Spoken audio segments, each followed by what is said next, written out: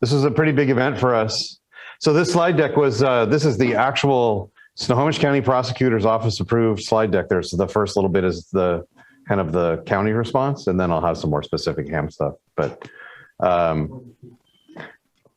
it's interesting anyway. I did admittedly pluck out a few slides that I thought were exceptionally boring, but I think there's some, here's the disclaimer, right? Here, this is the prosecutor had to have, this is personal observations and not an official county statement. But I did want to point out there were 17 lawsuits filed within 6 weeks of the incident against the county. I could never get a total count of all the FOIA requests that we got, and they started within just a couple of days of the incident.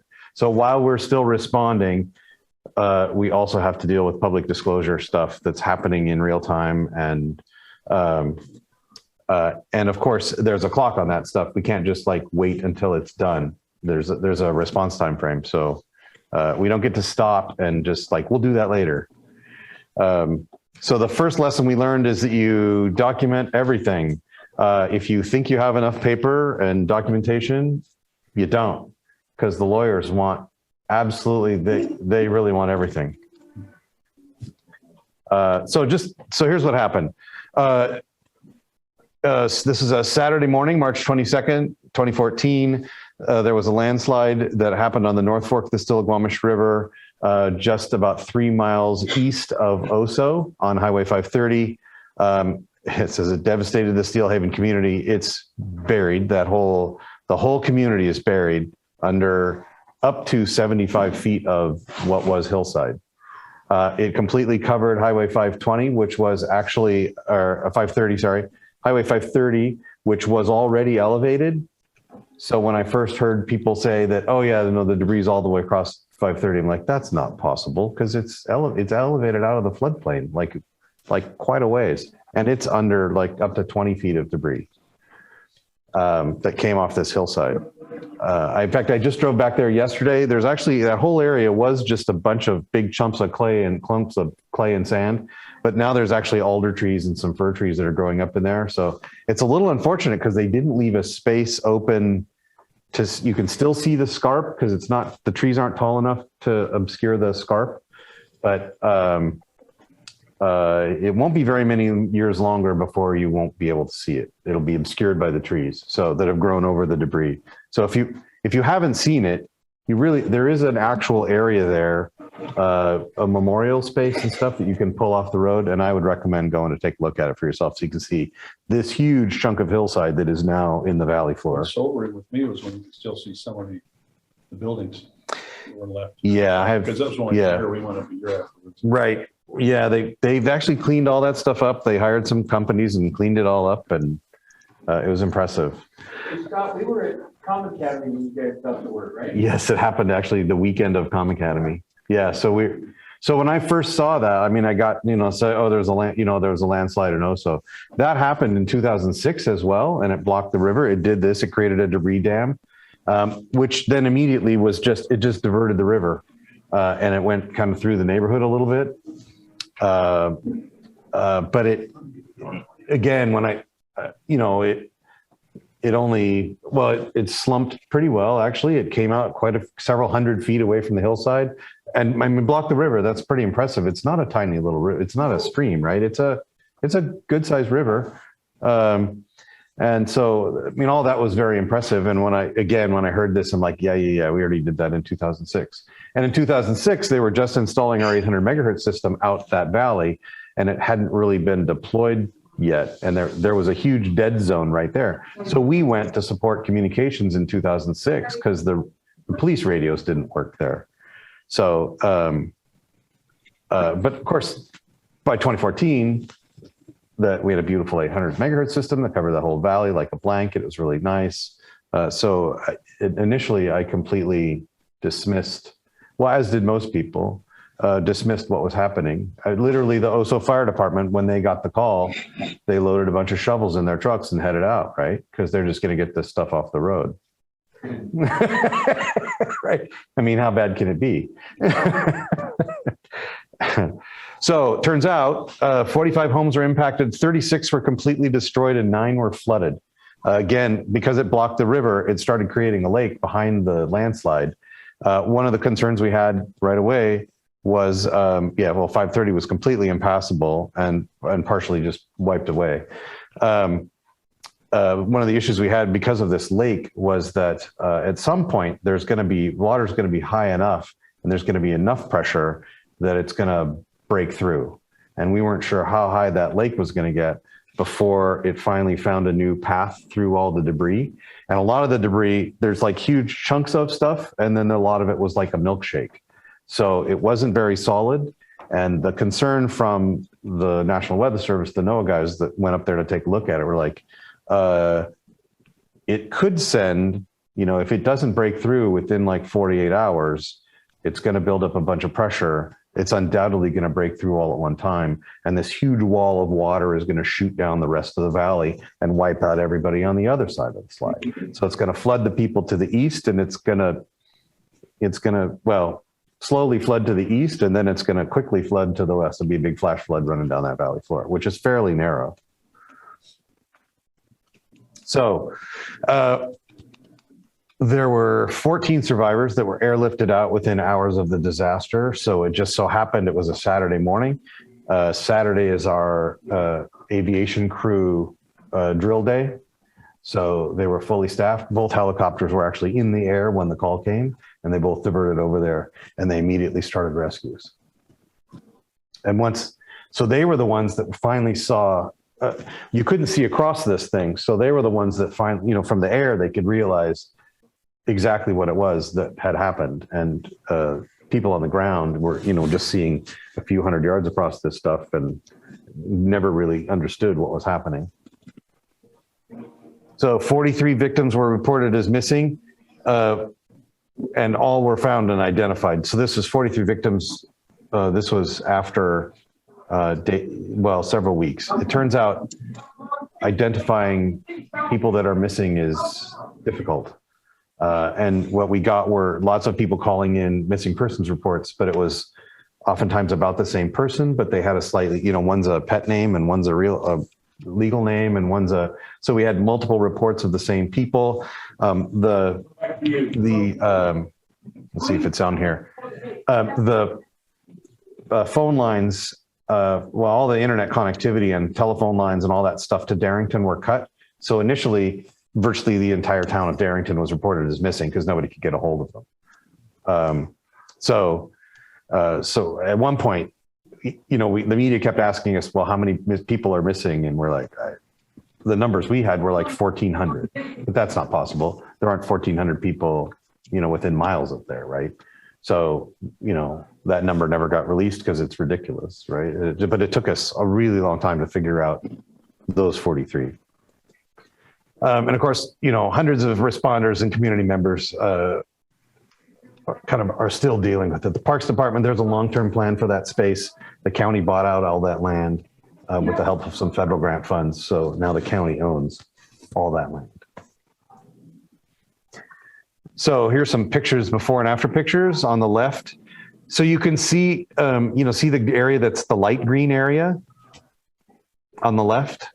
That light green area was the 2006 slide. The river used to make this nice sweep, and you can see it's kind of flattened on that one end because in 2006 that part of the mountain slid.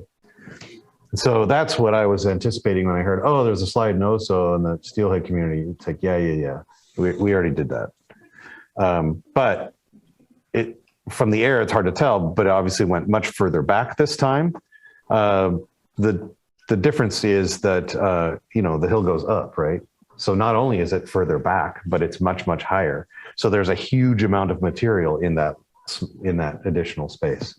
And it completely covered, you can see the red outline there. It completely covered that whole area.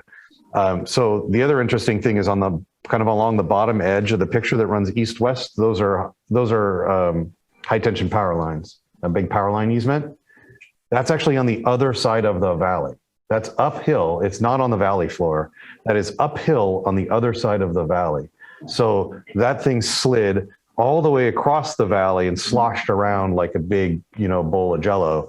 It actually it actually damaged some of the footings on the high tension power lines on the other side of the valley, more than a mile away.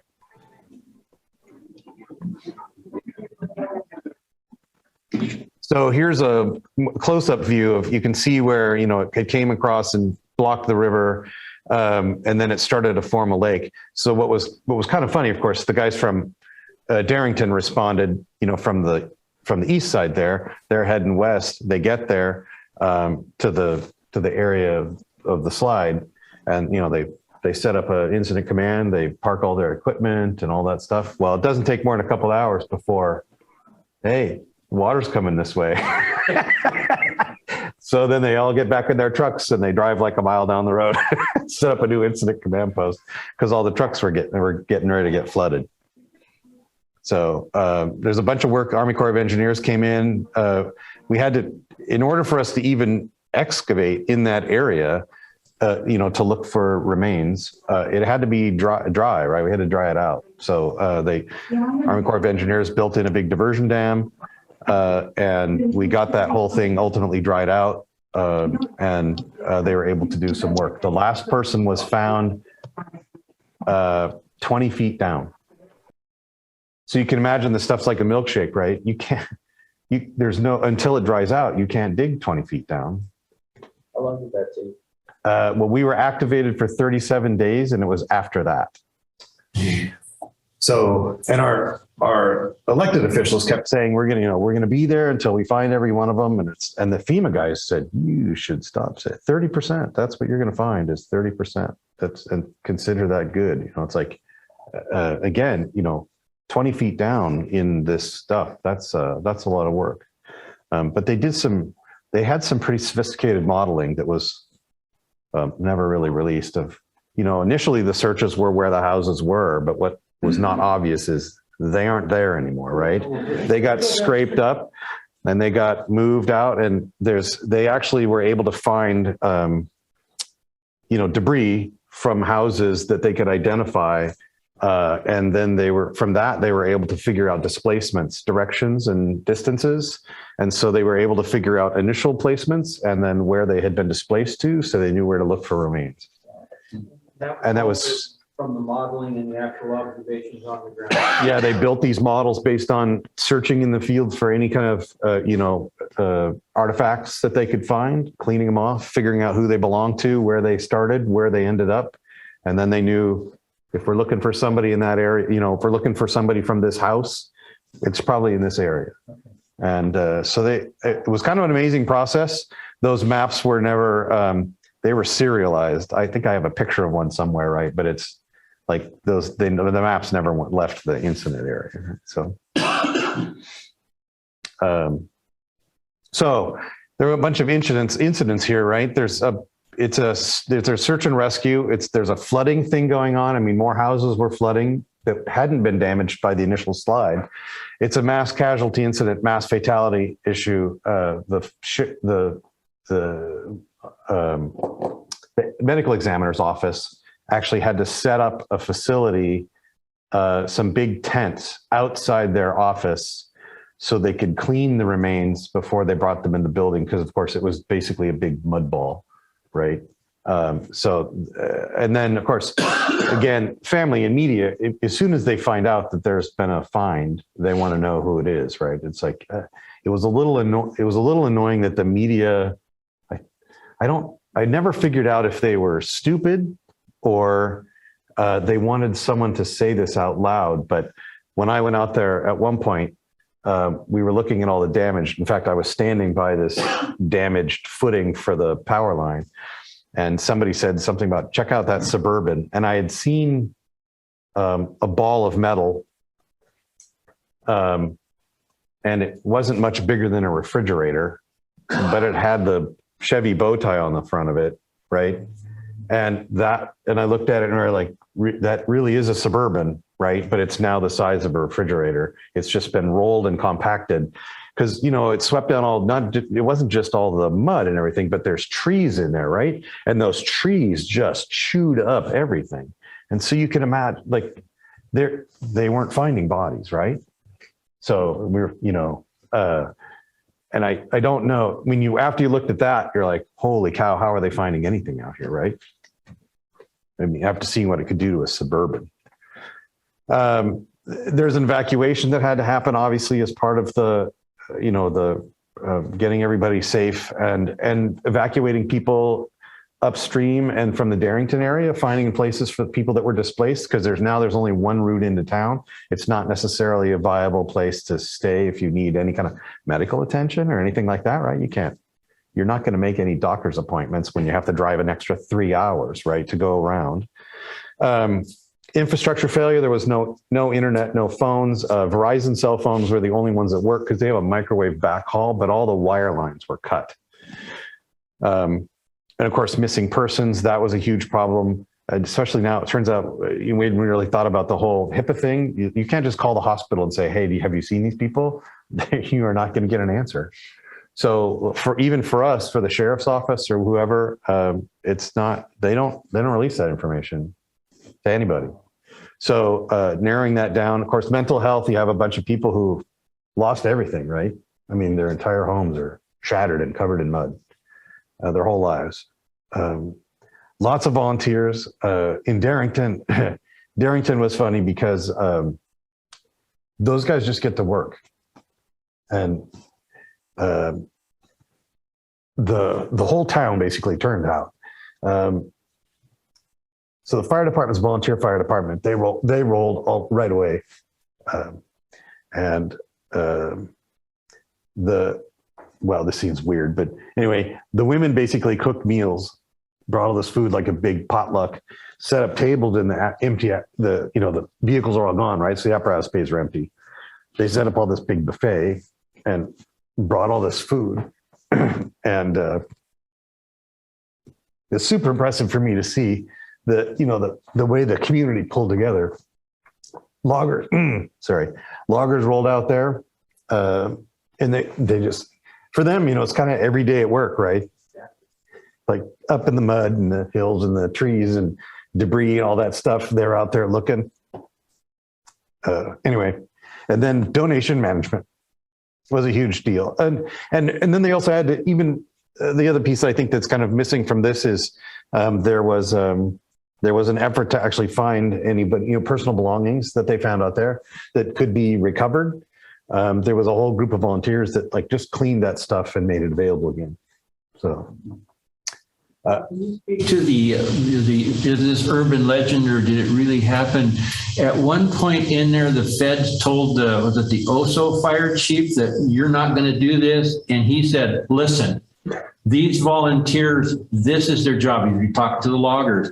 They're heavy equipment operators. They're loggers. This is what they work in all the time. If you take over, we lose them.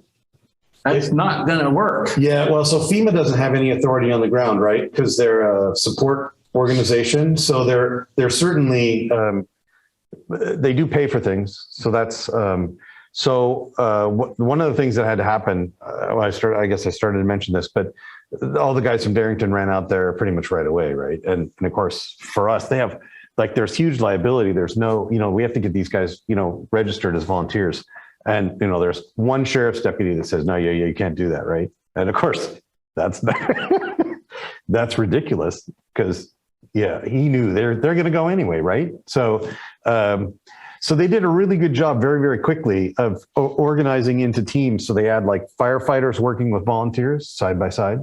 They got them registered as emergency workers, on the fly, and sent them out in the field. And so for a few days, basically until the USAR teams, the urban search and rescue teams, because that's all we have. I mean, that's all we have is USAR teams.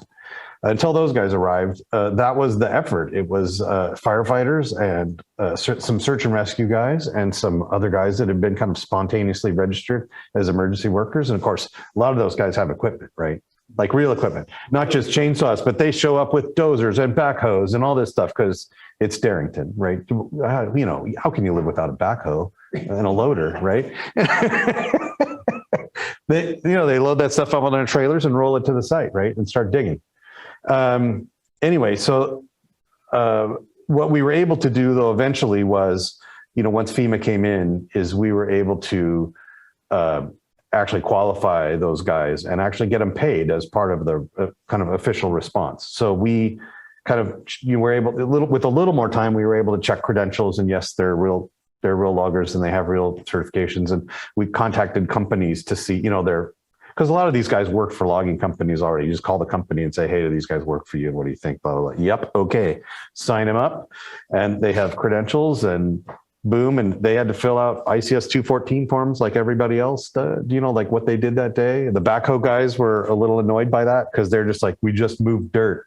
Like, well, that's what you did then. Yeah, but you fill one of those out every day. It says move dirt, right?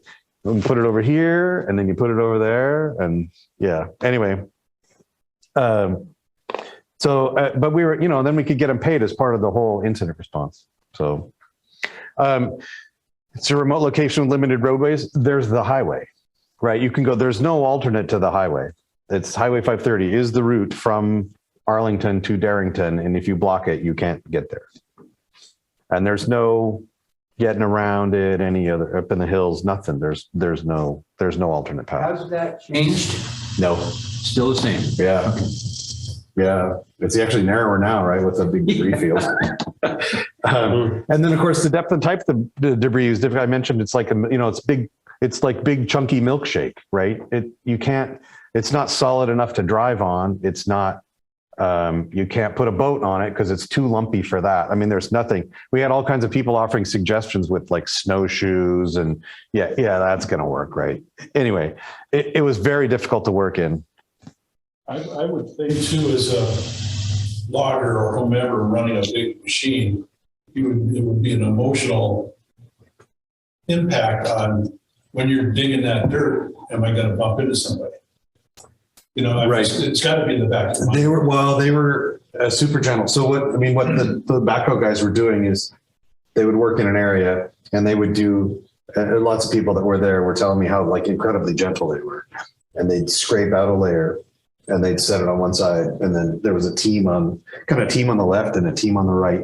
And those guys would kind of sift through it, looking for anything that could, any kind of clues or remains or whatever. And then the next scoop would go on the other side. And then there's another team of like 4 people that would sift through it. And that's what they did for a month. Oh, cats. Right. Wow. Anyway, and of course, weather, it's it's end of March in Seattle. I mean, well, it's not even Seattle. It's Darrington.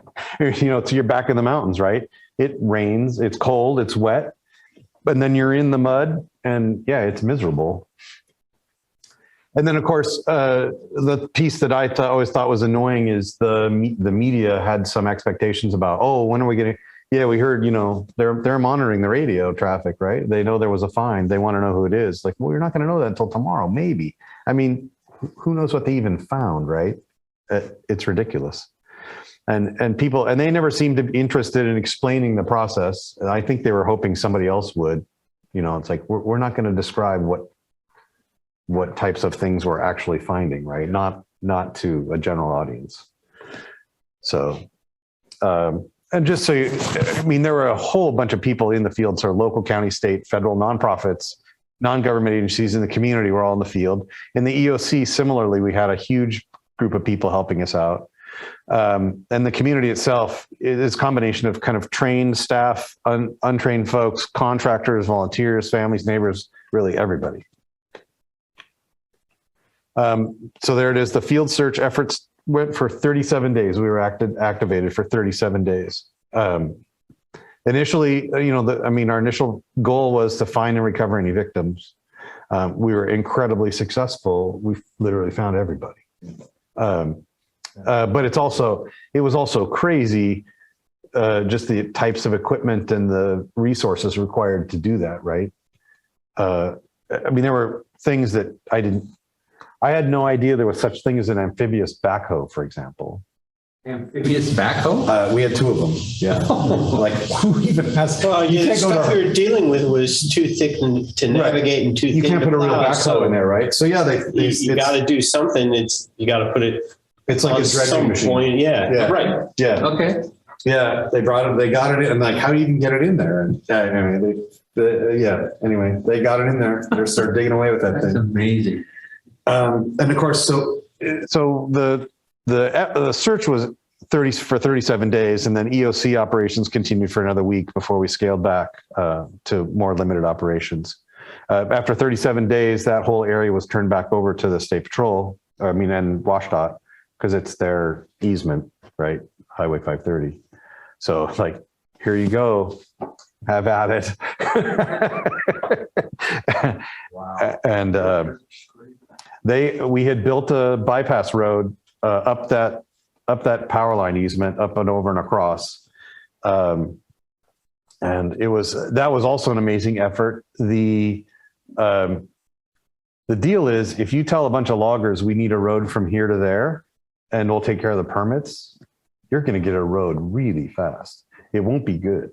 It's good enough to move an 18-wheeler. But you can move a truck over it, right? Whatever you need to move over it, you can move over it. But it's a one lane. So like within 2.5 days, we had a 1-lane road. And there was a spot that was super, super steep. I was there like 3 days after they'd started. And they already had asphalt on the super steep slope because it was, it wasn't stable. Right. So it was already paved with asphalt. And they had gravel going down. And there were trucks, like as people were moving, they had graders going and dump trucks with gravel. And they were like literally building the road while people were driving on it. Right. And of course, you had to have a response vehicle and you had to have a special tag and all this other stuff to get access to it. Right. And then after 37 days, WashDOT set up this whole little ferry thing. The top of the hour, you could go eastbound. The bottom of the hour, you could go westbound. And they had a flagger there, and they would take people like 3 miles around the slide up through the hill. You got a really nice view from up there. I think that was part of why it took so long. Everybody's like, Yeah, but that holy. tells you how Scary it was, because if it was high enough that you got a really nice view, everything slopped across the Right, it went valley all the and way. that far up the hill. Yeah, you could see where it was. Yeah. Holy cow. So long-term recovery, we actually had a group that was meeting in our training room, basically, that was long-term recovery team. And this was everything from, again, WashDOT, how they're going to get that road reopened, to, our assessor's department and all these other departments trying to figure out what we're going to do for the people up in that area. How do we, rebuild the businesses and get people, get real traffic going again up in that area. And anyway, it's admittedly, this is 8 years ago, right? It's ongoing.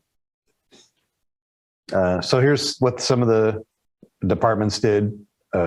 Sheriff's office, that's search and rescue, right? So the sheriff's office was first on scene, and they stayed until, literally, I think they left. They kind of turned over the keys to WashDOT when they left. They stayed till the last minute, but you can see all their groups, K9 guys, helicopter teams, really dive guys, everybody was out there. The Snow County Sheriff's Office is not that many people for the size of the area they cover, correct? Well, certainly in that area. I mean, there's like 2 deputies that normally cover that area, right? So this was a ridiculous response from them. Yeah. But yeah, I mean, they even got, evidence units out there to identify personal property, and yeah. The missing persons, that was a little annoying because we ended up doing a bunch of that. They're like, yeah, we don't have staff for that. We're like, that's not really an option, right? We're like, you can't say, well, sorry. Yeah, no, we don't worry about those guys, but you have to. Wow. So we started it, and then eventually it was one of those things that became a little bit of political football. It's like, this is your job. You guys own missing persons. Here's what we know. And no, take it back. But Now, did other police agencies send volunteers up to augment the Snow County Sheriff? yeah, so because there's a pretty good interlocal thing where other agencies did come and fill like normal duties while these guys were off doing that stuff. And If that can't happen, this kind of an incident is just going to blow up. it can't. Yeah, it It will never get resolved. Yeah, exactly. That's why the firefighters and the cops are figuring out that we got to have this mutual aid stuff. Right. Otherwise, this kind of stuff will never get taken care of. Kathy and I were on standby for 3 weeks, the Red Cross. And to be able to relieve teams that went up there, we never got called, which we were kind of disappointed in. But yeah, that was crazy. Yeah, our duty officer actually, when he first got the call, was trying to figure out exactly what was going on. He realized, oh, well, this is something. So he actually had our EOC kind of stood up within an hour. And, just to kind of be in place and have all those resources available. So he was actually the first one there, and then he calls in our other duty officers. And by the time I realized that was happening, because I saw that page go out, I'm like, this sounds like a thing. Yeah. So, in fact, about then, one of our ACS guys goes, "Hey, you want me to go in and see what's going on?" Like, yeah, why don't you do that? Because this doesn't sound right. And, this is not what I'm thinking it is. Right. And then he told me what was going on. It's like, oh yeah, we're packing up and we're out of here. And then, and so, we left within probably 2 hours of the incident. Within another hour, we headed out and got back up there. And a couple of our guys we deployed them to go pick up one of the command vehicles and drive it all the way around to Darrington. So we had one of our big command vehicles in Darrington. So 2 volunteers went and did that. And was that a good maneuver? It was fantastic. In fact, I think maybe I should say this, but what ended up happening at the end, I mentioned all the documentation you have to have. One of the things that happened is the governor's office wanted more than just an after action, right? They wanted an actual study done, right, to figure out how the whole thing went down. And I managed to get I wanted to know, well, here's the thing. If you look at virtually any after action report from any major incident, I guarantee you in the top 5, communications is one of the top 5, right? Mm-hmm. It always is for any number of reasons. And so I want to see this report before it goes anywhere, because otherwise I'm going to be one of those top 5 things. No. We did really well. And one of the things I noticed in this report was that, we didn't, as DEM, we didn't provide any resources to Darrington. I'm like, no, that's not true. Like, we shipped that bus went up there. Our 34-foot command coach. It has internet access. It has PCs in it. It has radios in it. It has TVs. It's got all kinds of stuff in it. And we shipped that out. That probably left within 3 hours of the beginning of the incident. It took it another 3 hours to get there, because driving around through Mount Vernon and Cedar Woolley and Rockport and all that, right? So within 6 hours of the slide, that thing was in place, plugged in, and live and operating. And so they're like, "Well, do you have any paperwork on that?" I'm like, who sent it? Who issued who ordered it out there? I'm like, that was before, they left before I even got back. So I don't know who requested it, and nobody was doing paperwork at that point. It's just like, go, right? So there's no documentation on that. No. I said, but I have a list of every volunteer and what they did and who staffed what, where, when, right? So I have documentation that shows, I can tell you who took it and when they left and when they got back, right? I don't know who ordered it, but I know they didn't volunteer. I know they didn't just like, oh, let's go take it for a joyride to Darrington, right? Like, somebody sent it. Yeah. So I said, I can guess, but so anyway, that got scratched out of that report, right? Like, right, no. No, and they always talk about communications, and I always go out of my way to point out, not only is it radio, it's the face-to-face, it's the written, it's all that. It's not just radio, it's all those communications, because I harp on these guys to write things down on drills and stuff just to practice. So when they have that real one, right, they at least, oh yeah, we should write this down. And all that is so critical, especially in this day and age. Well, and we got, the Northwest Incident Management Team was dispatched initially. And I don't know, it took us, well, I never even heard who finally ordered them in, like who requested them, under whose authority were they even brought in, right?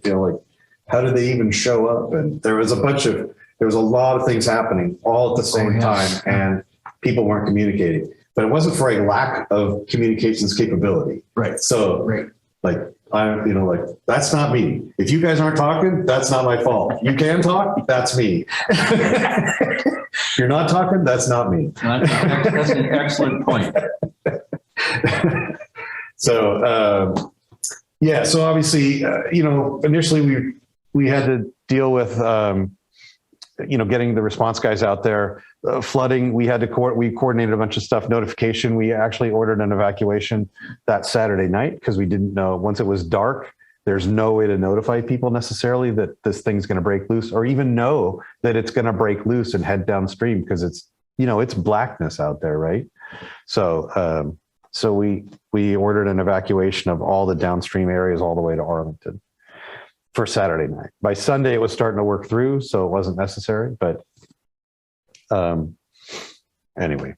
Was that your take that the communities were really trying to be helpful, not only as volunteers, but to follow orders for evacuation and stuff? Did you find that there was more people willing to follow your directions than fight you? Yeah, I don't know if it was based on the incident or the time frame, or now it's not clear that we would get that level of compliance. But actually, the sheriff's office, we sent out, we've got a reverse 911 system, right? So we basically notified everybody in there by phone and text and whatever, and the sheriff's office went through, and we had a pretty good response, actually. I never heard of any incidents of people just refusing to leave. That's really good. The Perry Truman Spirit Lake thing, right? I never heard anything about that. But yeah, so, there's lots of policy questions about, well, even authorities, there's a whole bunch of, because of the size of this incident, it's unincorporated Snohomish County. It falls clearly under Snohomish County's jurisdiction, but then the problem is, who's even authorized to order up certain types of resources and under what conditions? Emergency declarations, we can't bring in a USAR team until there's a federally declared disaster. Because it turns out, although there's Pierce County has a federally FEMA recognized USAR team with it, so it's within the state. There's no mechanism inside the state to activate that team because they're a federal resource. So until it's a federally declared disaster, we can't activate this team that's just down the street because there was never a mechanism put in place to do that. Is there one now? There is one now. So, but lessons learned from this have been applied to the current state fairly quickly. A bunch of them fairly quickly, actually. Good. Yeah. So there's a bunch of questions that came up, legal authorities and all those kinds of, what kinds of resources, who can order what, and how, what are budgets we can pay for, signing authority as far as who can pay for what, how much can anybody sign for. Turns out in the Snohomish County Code, at the time, emergency management had a pretty limited signing authority. I think our director could sign for like $10,000, right? That was his limit. And I think it was like 25 during the incident. It's like, well, I could get a couple backhoes maybe, right? And then we're done. Maybe. I could get like a month's rental on a couple backhoes, right? And then that's it. But Public Works has like 1.5 or 3 million, or like, I think they were like 1.5 million. Okay. So like, okay, well, so you have to sign for it, right? And those numbers have all been increased dramatically since then. So, and we've had this discussion with other jurisdictions within Snohomish County. It's like, okay, so during an incident, who can sign for stuff, right? Yeah, as horrible as this event was, the lessons that were learned and applied to not only Snow County, but the adjacent and the state and the feds, right, were damn well worth it. Yeah, so we, anyway, we were really the clearinghouse there were so many different agencies. I'm going to show you a list here in a second of all the different agencies, tracking all the costs. We actually had to hire, at one point we hired like 3 temps just to track all the expenses. And that we had a temp on staff for a year basically afterwards to get everybody paid. Chase down, a lot of this is just like chasing down signatures on 214. They didn't sign their 214. Well, that's your pay, that's your time card basically, right? If you don't sign it, fill it out and sign it, you don't get paid. And it's just a ridiculous amount of effort. We set up a joint information center. it's so weird to think that like somebody's job was to check Twitter and Facebook. That's that, you know, like that was your job as social media person, like looking for random stuff, incorrect stuff. This is a real job now. We have people checking Twitter for misinformation and trying to like hammer it. As soon as we see something that's incorrect, correct it right away so that it doesn't keep spreading. Yep. And it, you know, the faster you get it corrected, the less damaging it potentially becomes, right? So we had a whole effort working with getting slide information out there because lots of people wanted it, not just the media. There were a fair number of people that were impacted, and then friends and all this stuff. It was pretty popular. So we also were doing press briefings primarily out of Arlington. We'd set up an incident command post in Arlington, and they were doing all the press briefings out of Arlington. One thing I thought that was very cool, and I've only seen this done a few times, but every day when they do their press briefing, they set up a specific schedule, and every day they would bring in another subject matter expert, right? So they'd bring in somebody from NOAA, and they'd bring in an Army Corps of Engineers guy, and they'd bring in the state geologist, and they would address some of these kind of issues that are hanging out there, like what they saw, what they expect, what exactly went on. And anyway, so it was cool to get like, so you have like, here's the update on the incident, but here's a subject matter expert that can talk about what we're going to do about this. They toward the end, they started bringing in like washed up guys, right? Talking about what we're going to do to repair 520 or 530 and blah, blah, blah. So I thought it was super helpful. Ultimately, we rented some vans and we put a bunch of media people and sent them up on that temporary road, and they, got a bunch of pictures and they could see, because unless you're on the site, you can't see the scarp. So it's very difficult to understand the amount of devastation. And of course, this wasn't unique to the PIOs, but we were able to bring in staff from our department. It was, at the time, was only like 12 people. So, in order for us to even do this, we had to bring in people from not only just across the county, but really from all across Puget Sound. This is where I think that was one of the biggest benefits to all these other jurisdictions who came in, and people actually, professionals and volunteers actually thanked us for letting them work for us. That is the weirdest thing, right? Especially volunteers, that you didn't even get paid. You came here, you worked for 12 hours. Thank you very much. And then they thanked us, right? So I talked to Josie Williams from Eastside, and she said that was one of the most amazing learning experiences she ever had being involved in that whole thing. A real incident, hands-on, right? There's no training that you can do that prepares for that. And this is not even, we do earthquake drills and stuff all the time and flood stuff. This is not that, right? Well, and until 2 years ago, who knew anything about a pandemic response, right? Nobody drills that. I mean, maybe a DOH or somebody does. Video games. Yeah, right. Zombies, is that? Yeah. So the medical examiner's office had a pretty big role. They were obviously responsible for the transportation of the remains. We were actually, initially we were sending some of this stuff out by helicopter. We would transfer it to Life Flight, and the Life Flight guys would transport it to the medical examiner's office. They did an amazing job of, taking what little they got, cleaning it up, figuring out who it was. I heard lots of positive things from the families that they were kind of in the loop all the time. They found out as soon as it was possible to know. And again, there's lots of other people helping. I was scheduled to go out to the medical examiners and service their microscopes. Oh yeah, We didn't know about it. And we got a call saying, can we reschedule in 90 days? We're going to be a little busy. Do you have any spares? Bring them all. Yeah. So there's another fun story was the Jason Bierman, who's now our director, was a deputy director at the time. He was sent up to go help Darrington figure out, kind of organize things and figure out what they could do, what they needed, so we could identify needs. And one of the things he did is he said, here's what's going to happen. There's going to be a whole bunch of elected officials coming up here, and they're going to say, you just let us know what you need. And you should have a list, right? Don't let them walk away without telling them what you need.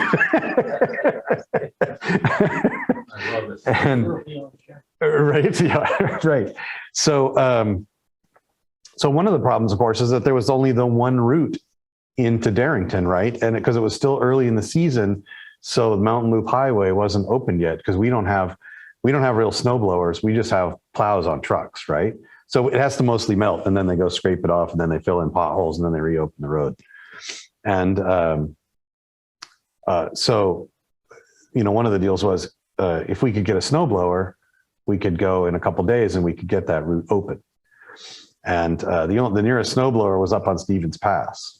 So the governor shows up and they say, well, what do you just let us know what you need. And they, well, if we could get our hands on a snow blower, we could open up Mountain Loop Highway and get access to the, you know, have another shorter route into Everett, right?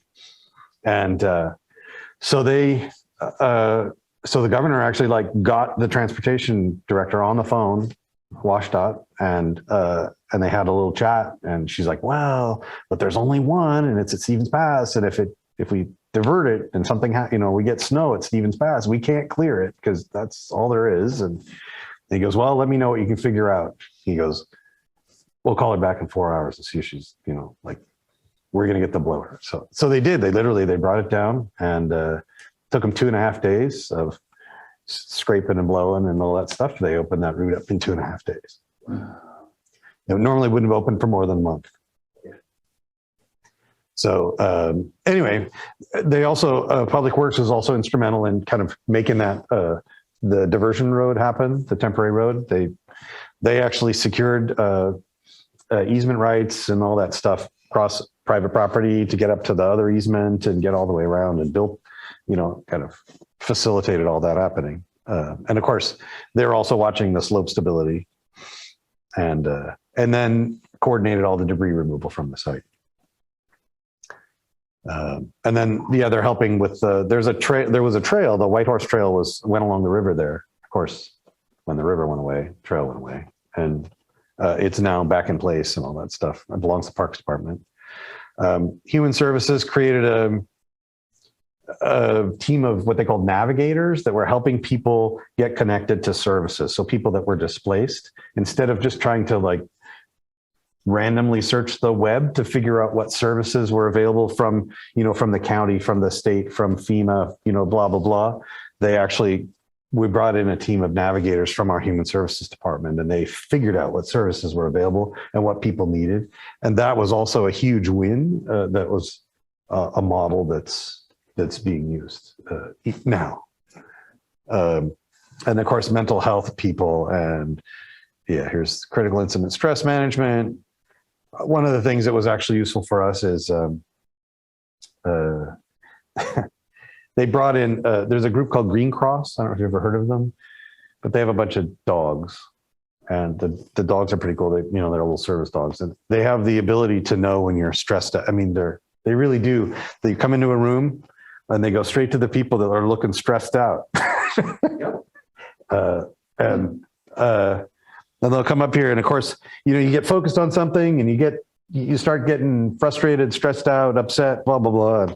But when the dog is sitting there looking at you going, pet me, it's like, yeah, okay. It takes it breaks your concentration, It's right? a locator and medicine on. Yeah, right. I thought it was hilarious. Like they really did have the ability to go. You could see they would come in the room and they would identify people. And I had an opportunity to talk to some of the volunteers from Snow County fire districts that were up there. And they went on and on and on about how awesome those dogs were for not only the victims of this, but the emergency. Just for the responding staff. Yeah. They just went on and on about how wonderful those dogs were and just made everything tolerable. Actually, what's funny to me is they all had little business cards. So in their vests, they have a little pocket, and they had little business cards and stuff. So I still have in my office up on one of the cabinets, I have a bunch of their business cards. As they came by, we were making a little list of them and stuff. It's pretty fun with their pictures and names, and that's great. And all that stuff. And I mentioned this personal belonging reunification program that was all done by volunteers. They would take, artifacts that were found at the site, clean them all up and try to organize them and get them back to their owners. So, photo albums and, other things that they found in the mud. And Health District, of course, had some jobs. They were kind of responsible for responder safety. The water quality was, the water was incredibly contaminated by everything. Imagine all the chemicals in your garage just getting dumped out and run, all that stuff is everywhere. Propane tanks and all kinds of crazy stuff. So they were there to monitor everything, make sure the water was still good. They were also responsible for veterinary services for the search dogs. At the time I was consulting for Pilchuck Veterinary Hospital, and they'd sent up a vehicle. They have an ambulance that's really more of a rolling billboard than an ambulance. I mean, it happens to be an ambulance, but it doesn't have anything in it that's useful. They put a bunch of supplies in it, and heaters and kennels, and so that they can, a bunch of shampoo and wraps and stuff to handle, because their the dog's pads would get cut up on all the debris. And they get leg injuries and stuff, and it's of course nasty stuff, right? So the dogs would have to get washed as soon as they came out of the field because they have who knows what on them, right? And then they put them in a kennel and they put a big blower heater on them and dry them out. Anyway, so Pilchuck loaded up one of these things and brought it around and parked it up in Darrington at that site, and staffed it with a veterinary technician.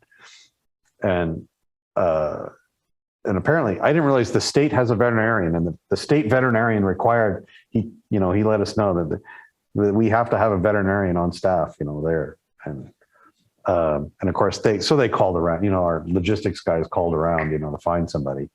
And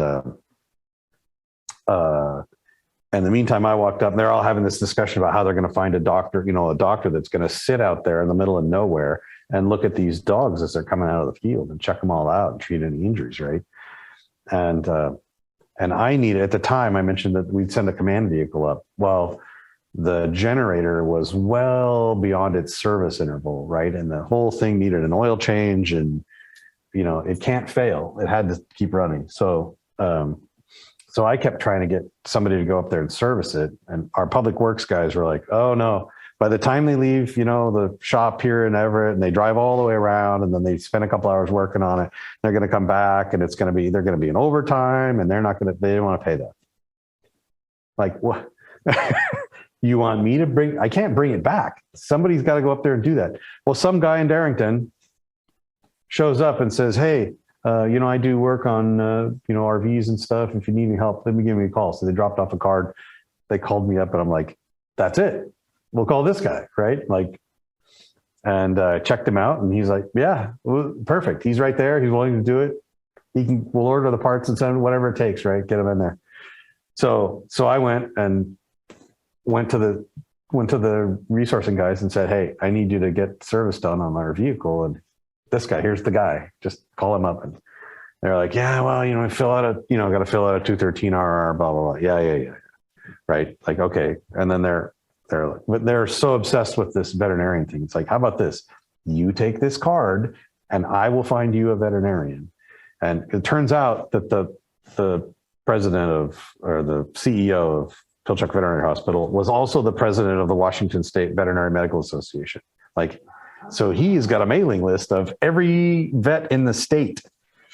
And so, and they had another sister hospital that had another ambulance. And so, and I said, I was like, and you have interns. You love torturing interns. Interns get what a terrible job. I can tell you, a veterinary intern was a horrible job. And send them up there. They can go play in the mud with the dogs, right? And that'd be great, right?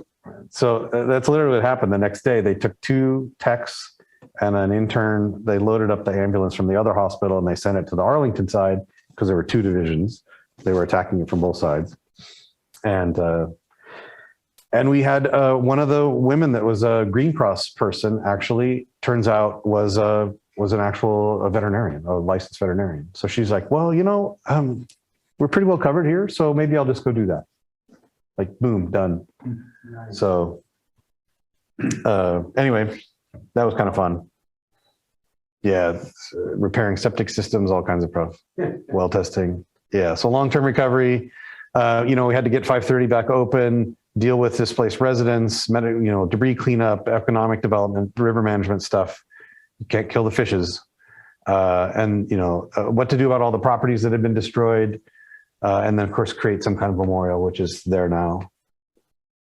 So the loss of life was limited to the initial incident.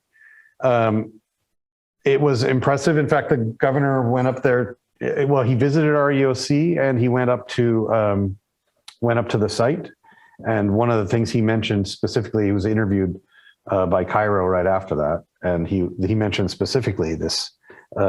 He was very impressed to see volunteers working side by side with professionals, both in the EOC, which was that was our radio team, and at the incident site. So that's all those loggers and stuff that they'd hired to go work out there in the field. Jay was the governor then, or was it Christine? No, that was Inslee. It was. Yeah, I've got a picture of him. That guy's tall, standing next to me. I thought, holy cow! I had no idea how tall he was. So you didn't kick him into the mud and debris. Yeah, he was in my office. So they did one of the things I think that was a success for us was that they did meet with Maria Cantwell, Patty Murray, Susan Del Bene, all those all the feds, all the federal representatives came, and of course Jay Inslee went up there several times, and they really did help. I mean, as much as people like to, they did help. Right. So, all right. So let's look at lessons learned. So partnerships matter. Obviously, there was definitely, we could have had some better partnerships, certainly initially. Regional support's critical because it always amazes me how many people think, oh, we've got this great team and, we can handle whatever. It's like, I'm telling you can't, right? We spent a week of 24-hour shifts and we were exhausted. And then it took us a few more days to figure we need help. How do we get help? Who do we ask? How do we ask? What do we want? How do we train them? So it took us a couple of days to get that stuff together. And then we started reaching out to mostly our regional partners in Region 1. How far into the event were we before the state declared an emergency situation? A day. Just a day. It took a day, and then to get a national declaration took another day. So it took us 2 days. And of course, this is where the National Guard and some of those guys were chomping at the bit. Like they can't go. They activated, right? But they can't deploy until the paper's signed, right? Yeah. So that was another thing that was like, yeah, we need to be faster at some of that stuff, right? I mean, our county exec had declared a disaster. We had a disaster declaration by the end of the day, within it was in the 9 o'clock or so in the evening, and then the state one came like the next morning, and then so it wasn't exceptionally long, but there are criteria. You can't just say, oh, that looks bad here, yeah, let's do that. There are criteria that you have to meet, so you have to be able to validate that you meet the criteria, right? But the bottom line is the system worked. Local, state, It did. Fed. Probably slower than it should have, but it did work. It did work. Yeah, it wasn't terrible. And of course, so regional support, you need to have the partnerships, the relationships. You need to be able to call people. Luckily, we've done a lot of work within Region 1 to communicate, and we hadn't really done any kind of cross training or anything like that. So we're like, what? Nobody else has an 800 megahertz system, right? We were using our 800 megahertz system. Like, well, what are they going to do when they see that it's a bunch of hams on a trunk radio system that they've never seen? This is pretty weird, right? I mean, it's not ham radio, right? And we're like, well, what do we need to do? And how do we identify people? Anyway, it took a little while. We had this very cool system that we devised in SharePoint to manage the incident. And Of course, everybody else shows up. They know nothing about it. So we ended up giving up and just like, yep, we're back to ICS forms. That's it. We did everything on paper. And They then, work, don't they? well, yeah, they're super annoying, right? It's super annoying, but they do work and everybody knows them. So we had a bunch of Homeland Security funded resources that were helpful. We had, our helicopters, the radio cache, communications van, medical reserve corps, those kinds of resources were super helpful. But this is the one I wanted to show you here. This was one day I grabbed a day about a week and a half in. This was a big day, but there were about 1,000 people in the field. Right. So our department is 12 people managing 1,000 people. So we were stretched pretty thin, right? Wow. So there's the list. So the hams operated both amateur and public safety radios. We didn't really use amateur radios other than to coordinate amongst ourselves. The public safety radios were used all throughout the incident, 800 megahertz.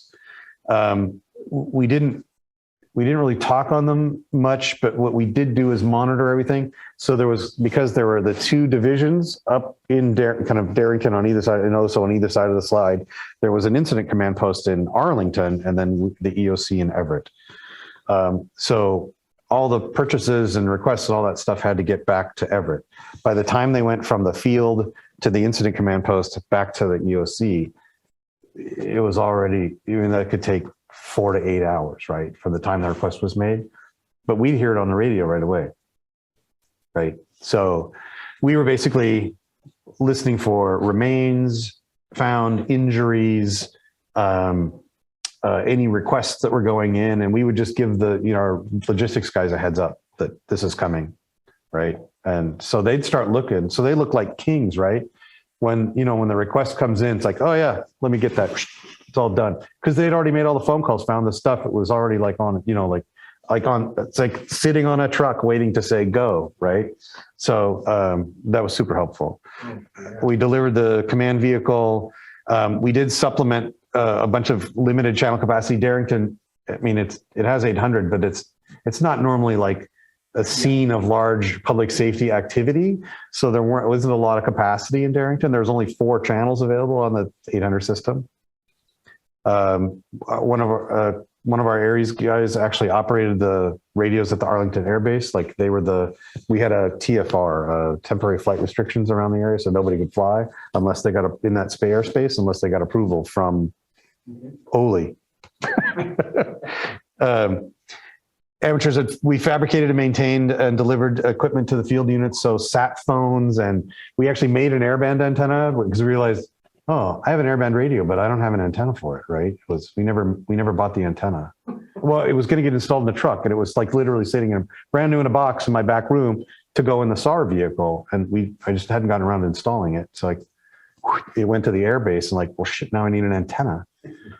So I got like the telescoping whip off a buddy pole and the bottom part of one of those tram things we use in plane, the VHF antennas. I got that, and I had to go get a coupler nut and blah, blah, blah. And we got it on an analyzer and measured it all out and got it all perfect, and then we set it up there and with a tripod and everything. It worked great. Of course, as soon as we get there, Oli goes, how'd you do this? It's telescoping. We just stretched it out to the right height, right? And he's like, that's so cool. Shh, shh, shh, shh. Like, dude.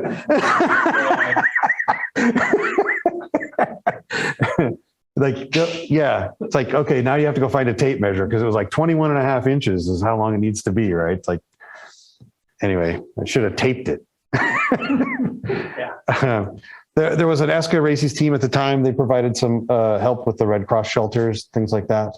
So here's the station that we built at the airbase. You can see that's the airband radio just sitting on top of our case. And there's one of our command vehicles. So in our EOC, we had 6 operating stations. We had about 3 of them going to do this, but we can do nearly every band. VHF 800 in the amateur station. And we have, so this is one of our portable kits. It's an amateur radio kit. We were literally just using it for the power supply. So to power the airband radio. Scott, did you guys spec out those comm bands, or did you just get the bare bones box truck and then you guys went in and We it? did most of the technology and stuff. You know, they put the mast and stuff on it and I mean, some of that stuff, but yeah, we did most of the install and have been maintaining ever since they arrived. I mentioned we were all on 800, both trunked and interrupt channels. Now they're 8 calls and 8 tacks, but at the time they're I calls and I tacks. Trunk channels are nice, but they don't have a lot of capacity in that valley. There's a little more now. One of the things we learned is that we needed to have some kind of interrupt zone in there, right? To just have general stuff for interoperability. Because, you know, the fire guys have a fire template.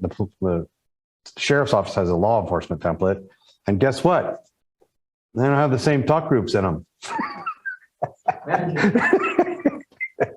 shocked. And of course, this was during rebanding. 800 megahertz was moving, right? Yep. So a lot of radios still had the old channels in them, and some radios had the new ones. So, you know, Seattle would come up and they'd rebanded and we'd rebanded, but Pierce County hadn't rebanded. So their radios wouldn't talk to our radios because they had different I calls and I tacks in them, right? Yep. And so that was a thing. We were only ever able to scrape up like 180 radios total.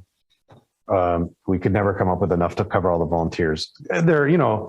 They're thousands of dollars a piece, right? There just aren't that many, and people aren't willing to let their radios go out and play in the mud. There's also no list of state COMELs in the state. So the IMT came in and like literally I had no idea who was up there until finally I got a phone call like, oh, it was Mark Shepard actually from Seattle. Yeah. Like Mark Shepard called me. Okay. I was like, oh, and we finally like 7 days into this, we finally all got together and talked about what was going on. So we didn't have enough at the time. We only had 4. So one of the things we figured out is we really needed, like when we were looking for people, one of the things I was able to do is I grab our incident action plan, I grab our 205 forms, all that stuff, and I would send it to them in email the night before their shift. So they had time to read through it and figure out kind of where we were, and it minimized our debrief time really, really well. And people could kind of get some idea what's going on. And I could share stuff via email, Dropbox, and Google Docs.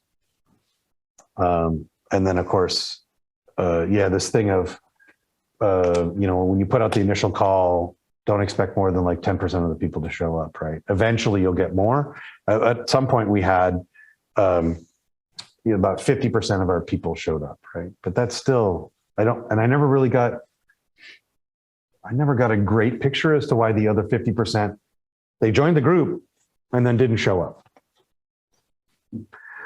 I put an online schedule. I had it as a Google Doc so everybody could see the slots that we had to fill. And I'd send everybody go sign up for a shift. Just let me know what you want. And we had this, it was nice because it was a live document that everybody could take a look at. We tried to do it over the phone and do it over the radio. And I got all this, I got to take my car in for an oil change and I got to pick up my granddaughter at school. And like, when can you work? So we had a couple schedulers, and in fact, that's the joke, right? Anyone could do that. They didn't have to be us, right? We could have another group outside. We could hire some Indian guys to do that, whatever, right? I mean, outsource the whole thing to India. Just like sign people up, call this number and sign up. Label everything. If you want it back, if you don't want it back, don't worry about it. But if you want it back, it better have your name on it. I ended up with lots of extra stuff, actually. Some stuff missing, but sign up for shifts. If you're looking for a convenient shift, too bad. They're not going to be, they're just not going to be convenient, right? If you need training, you can sit in on other shifts. If you can't take a whole shift, take the beginning or the end. We had some people, we had these 12-hour shifts because that's what the EOC works. Like, okay, sure. That's a long time, admittedly. But then they want to take, I can work, the middle of it. Like, now I have to find 2 more people, right? For that shift. So take the beginning or the end and I can find someone for the other part, right? And then, ask other people who have been other operators. We can't lay out exactly what the menu is going to be for that day. We don't have time for that. And then one of the key things is, right, if you're understanding that your team cannot manage a large incident all on your own, not handle it, if you buy into that, then the other thing is, as people come in, everyone on your team has to be prepared to train the people that are coming in, right? So it's not enough that you just know how to use your stuff. You have to be able to train other people how to use your stuff and what your procedures and all that stuff. And of course, you know, lots of people were doing lots of things that they weren't trained to do, or like I was not doing the job that I was like a lot. That was our number one complaint. Everybody was out of their lane. Again, we had a dozen people managing 1,000-person incident. Nobody was doing the job they anticipated to be doing, right? So you have to deal with it. There's lots of things to do. Look for other things you can do. Document everything so you can debrief the next operator. Other things can always be done, even though that. And the answer always has to be, we can do that, right? People would come in and ask us all kinds of random questions and, hey, do you have this? Or do you know about that? Or we'll figure it out, right? I had one guy go, yeah, we don't do that. Like, no, that's not the right answer. You're in the middle of an incident. The answer is, let's figure that out, right? You have to be flexible. I mentioned the SharePoint system. Yeah, we spent all kinds of time. We had to throw it all out and just use paper. That sucked. We had this large EOC staff that was almost entirely foreign. Like I didn't realize our very first debrief after the incident was, it turns out I thought I had all my paperwork and everything. I expected it to be a real debrief, you know, and it turns out it was a critical incident stress debrief. So it was basically us just yelling at each other. And I didn't realize when I would come in the morning, I'd walk through the door and I'd scan the EOC to see who I knew and where they were. And I didn't realize we were all doing that. Because again, 12 of us managing 1,000 people at any one room, there might be one other of us, right? And there's all these other people that I don't know. And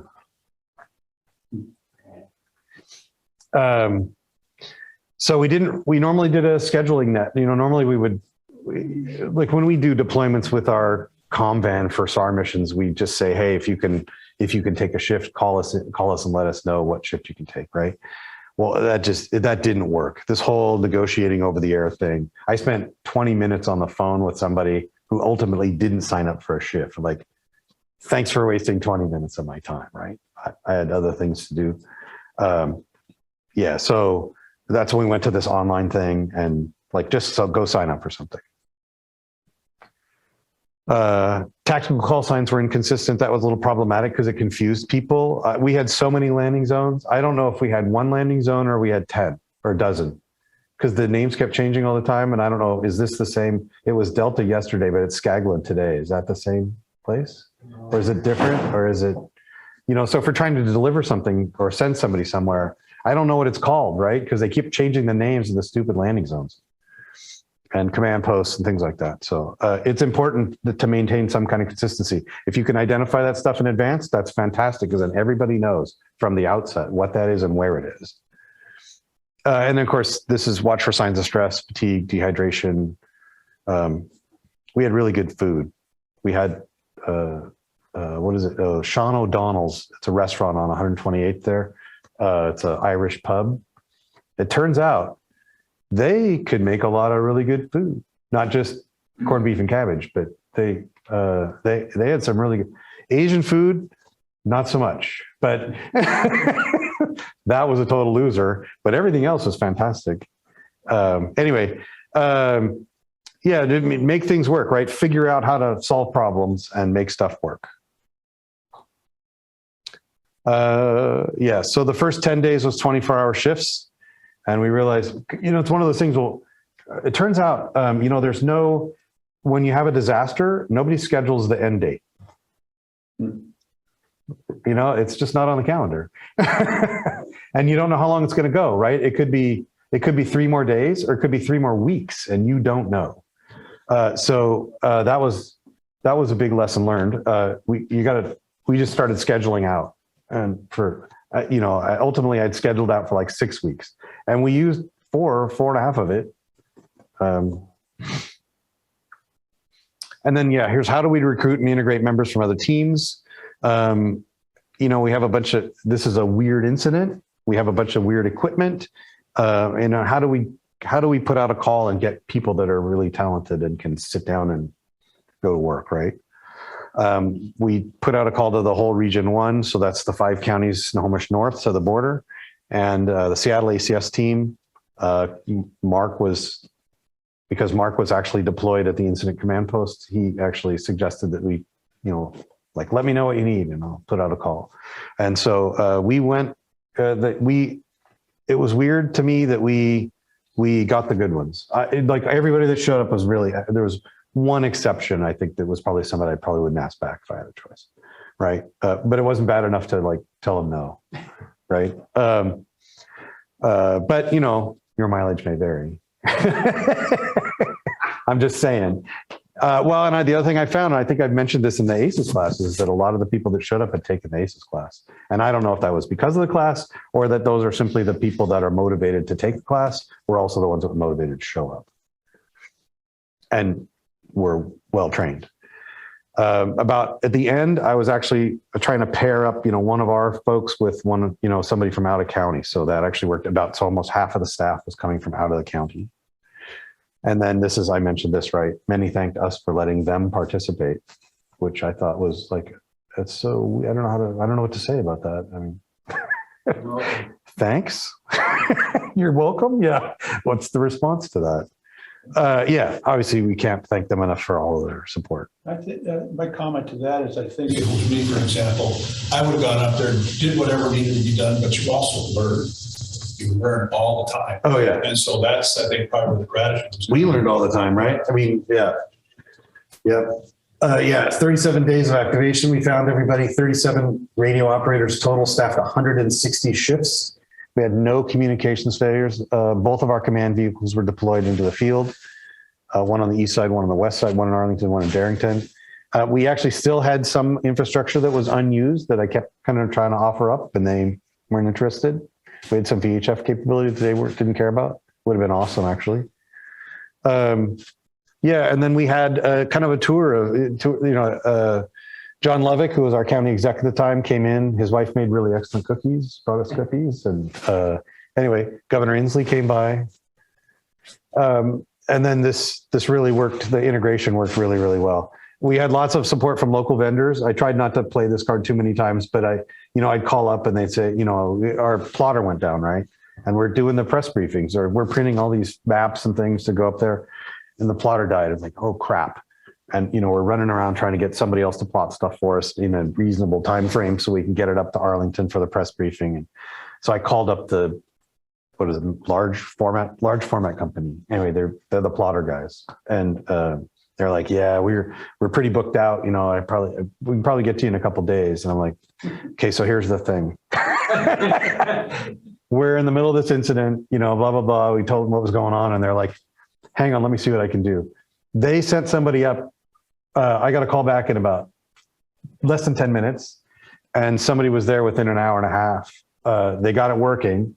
They said, it's problematic. Let me see if I can get parts. They came back the next day and said, here's what it's going to be to repair it for real, to keep it working.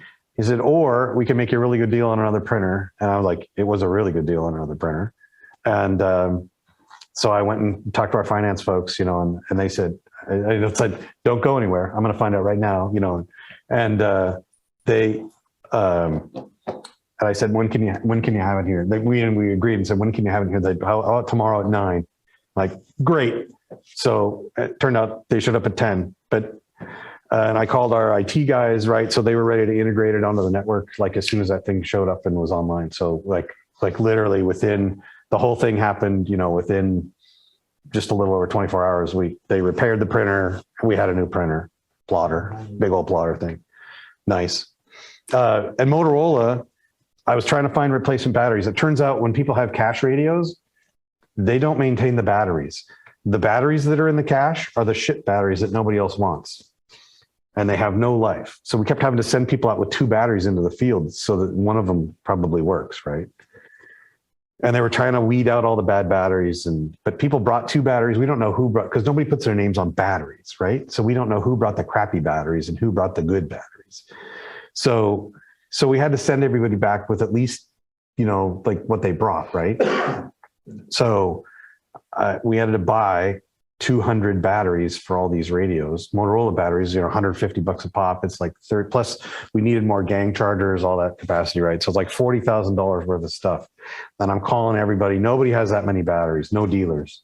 So I got a hold of Motorola, the Motorola rep, and they said, well, let me see what I can do. And I'm like, okay, but if you can just give me some kind of number, that'd be super helpful. So I can get the pump primed and paperwork going and everything. And they said, yeah, okay. And they're not telling me. It's like, yeah, I can have them there tomorrow. It's like, yeah, but I need a number. Like, so I can get it approved, right? It's like $40K. And they arrived the next morning. They like literally shipped all these things overnight, FedEx overnight. They showed up at 10 o'clock in the morning, boxes and boxes of batteries and chargers and all this stuff sitting there. Not lightweight, right? Anyway, and I said, well, how much is it? I need an invoice. And he goes, nope, it's free of charge. Whoa. From Motorola. Whoa. Yeah. That doesn't happen. Right? Like, okay, well, yeah, great, thanks. So we needed some better documentation and processes. We needed some equipment holes filled that we identified. One of the things we got was kind of staff, I think, that was more flexible, both professional staff, paid staff and volunteer staff. Lots of people decided they wanted some more training. And luckily we had just trained a bunch of people in our command vehicles. And of course we finished off this regional communications plan that we had just started literally a couple of weeks before. This statewide ComL ComT registration thing is still on the list, a to-do list for the state. That has not changed. Anyway, overall went really well. It was a lot different than what we trained for. We already have new plans, and I wrote this a long time ago, right? But anyway, think and plan regionally. Oops, that was it. That's it. Cool.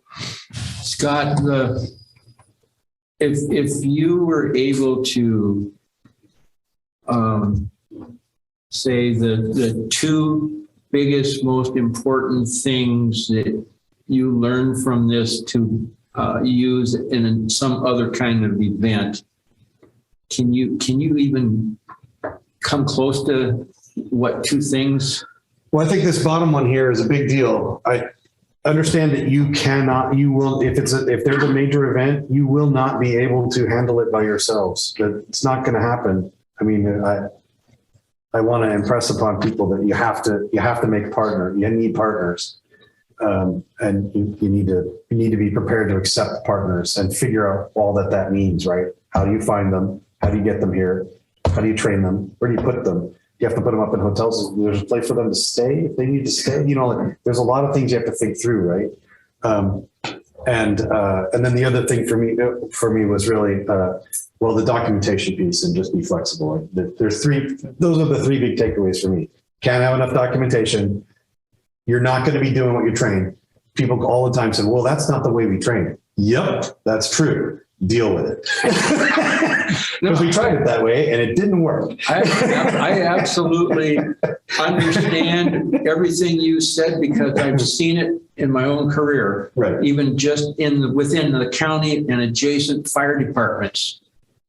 And so I'm with you, brother. Yeah. I'm with you. Yeah, and people got thrown, it's like you just have to deal, there's lots of decisions that have to be made with incomplete information. This is just the way disasters work, right?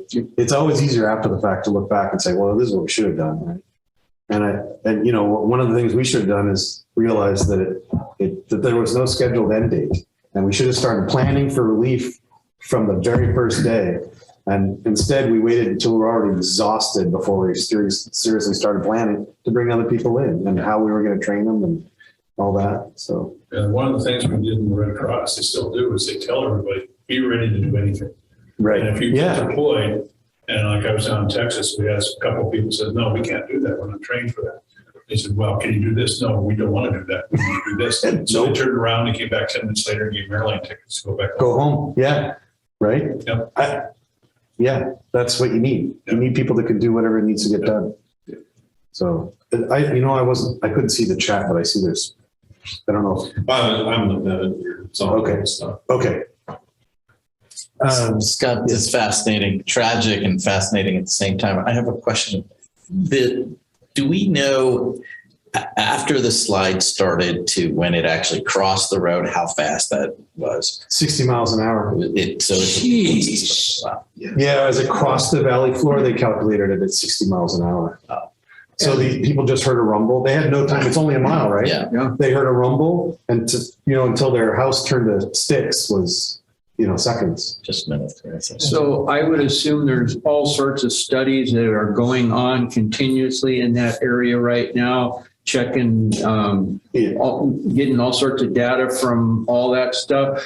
And has any of the data been harvested to use to mitigate a future event of that type in other places, It's not. So one of the things that happened, my wife basically kept telling me to go to bed, but I kind of wanted to see what other people were seeing. So I'd watch the news reports, right? Just when I got home at night, I watched the news and she's like, stop watching, go to bed. Yeah. She wasn't wrong. But it was starting to piss me off, actually. There was a study done by some geologist that talked about the history of that area and how it had slid before, right? The study was done about 1999. None of this was none of them would cite their source, right? They just talked about this study, and they actually got this guy on and said, oh yeah, I can't believe they let him rebuild there after it slid in 2006. And they're like, what are you talking about? It seemed perfectly stable after 2006 because now the slope was much shallower. And there were mitigation efforts that he recommended. So I found this study.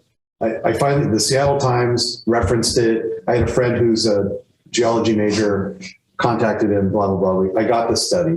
And then I read it and I'm like, oh, it's going to take me a little time. I'm going to have to read that a couple of times, right? Because it's about lots of weird terms and stuff. Oh, yeah. And I contacted him and he explained some things like, okay, that makes sense. But there was something interesting about the study. So this guy made it sound like, oh yeah, I predicted this all along. In fact, he predicted the opposite. What he predicted was the 2006 slide.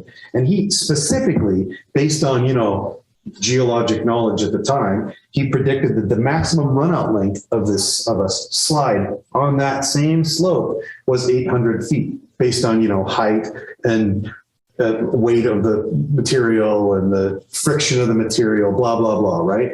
800-foot runout. Well, we already saw it went over a mile, right? They're totally wrong. He was totally wrong. And they had him on TV.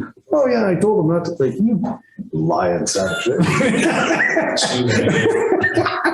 Like, did anybody, and then like none of the media like pushed him on anything. It's like, did you read his study? That's his study specifically says 800 feet, which is again, pretty close to what we saw in 2006. And then he had recommendations for how to fix it, address, future slide, which is protect the toe of the scarp, right? So it doesn't continue to erode because that would cause an additional slide, right? Mm-hmm. So the county built a retention wall right along the base of that slide.